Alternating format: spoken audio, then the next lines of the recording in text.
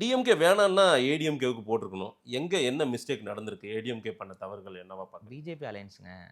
நான் உங்ககிட்ட பட் பலமுறை எடப்பாடி பலமுறை சொல்லிட்டே இருந்தேன். எடப்பாடி ஊர் ஊரா சுத்தினாரே பஸ் போட்டுக்கிட்டு எல்லாம். பிஜேபி அலையன்ஸ் உங்களுக்கு மாற்று சக்திங்கிற பார்வையை உங்களுக்கு தராது.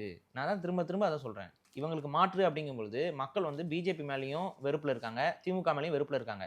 நீங்க பிஜேபி கூட வச்சுக்கிட்டு திமுக வெறுத்தீங்கன்னா வெறுத்துட்டு போங்க. உங்களோட வாக்குகள் மட்டும்தான் வருமே ஒழிய மாற்றம் இது சரி இந்த கவர்மெண்ட்டை வீழ்த்துவோங்கிற நினைக்கிறவன் பிஜேபியை வந்து ஒரு பாயிண்டா எடுக்க மாட்டான். அது தமிழக மக்களுக்கு பிஜேபி மேல இன்னும் ஒவ்வாமை இருக்கு. ஸோ அது ஒன்று. அதுக்கு அடுத்து வந்துட்டு அந்த பிஜேபிக்குள்ள அண்ணாமலையோடைய உள்ளடி வேலைகளும் அடக்கம். இல்ல இருந்தாரு. 60 தொகுதி பிரச்சாரம் பண்ணாரு. அவர் பண்ணாரு. ஆனா அண்ணாமலையோட எந்த விதமான ஆதரவு இணையதள பக்கங்கள்லாம் வந்து பார்த்தீங்கன்னா, ரொம்பவே சட்டிலா வந்துட்டு இந்த முறை வந்து அதிமுகவுக்கு வாக்கு போடாதீங்கன்னு கூட பிரச்சாரம் பண்ணதெல்லாம் நீங்க பார்த்துருப்பீங்க. ம். அண்ணாமலையே ஓரங்கட்டிட்டாங்க. அதிமுகவுக்கு வாக்கு போடாதீங்கங்கிற ஒரு சைட்லைன் பிரச்சாரமும் இருந்தது. நீங்க பார்த்துருப்பீங்க.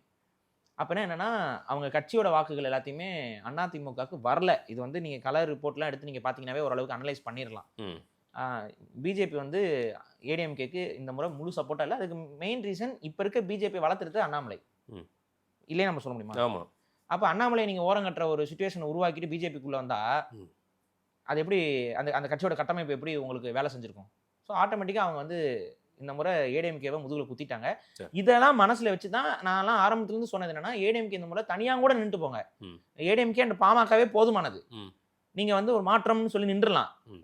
டிஎம்கேக்கு பதிலா. ஆனா நீங்க வந்து ஒரு யாருமே நம்ம கூட வரல. நான் கணிச்சது என்னன்னா, ஏடிஎம்கே அண்ட் என்டிகே அலையன்ஸ் மட்டும் ஃபார்ம் ஆயிருந்துச்சுன்னா, என்டிகேல இந்நேரம் அதிகாரத்துல உட்கார்ந்திருப்பாங்க நிறைய பேர். நான் அதனால தான் நான் முன்கூட்டியே நான் சொல்லிட்டேன். இந்த தேர்தல்ல வந்து அதிகாரத்துக்கு போறதுக்கான வாய்ப்பும் இருக்கு. அதர பாதாளத்துல விழுறதுக்கான வாய்ப்பும் இருக்குன்னு மனசுல கணிச்சேன். ஆமா. அதை நான் சொல்லிட்டே இருந்தேன். அது அப்படியே நாம் தமிழுக்கு பொருந்துச்சு.